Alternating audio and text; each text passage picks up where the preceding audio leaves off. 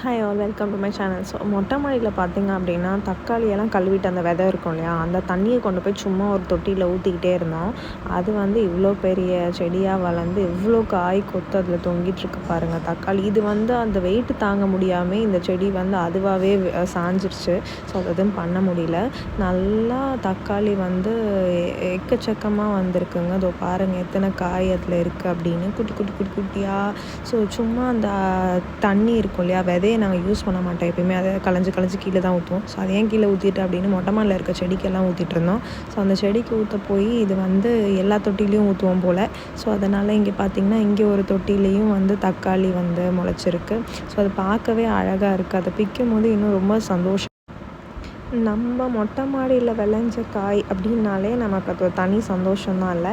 So இது ரொம்ப நல்லா இருந்துச்சு எனக்கு இந்த ஃபீல். ஆக்சுவலி இது அதுவும் இவ்வளோ பார்க்க ரொம்ப ஆசையாக இருந்துச்சு. 2 மட்டும் நல்லா பழமாக இருந்துச்சு. ஸோ அதை மட்டும் நான் பிச்சுக்கிட்டேன். ஆனால் ஒரு கையில் கேமரா பிடிச்சிட்டு இன்னொரு கையில் பிக்கிறது ரொம்ப ஸ்ட்ரெயின் பண்ணி எஃபர்ட் போட்டு தான் நான் அதை பிச்சிருந்தேன்.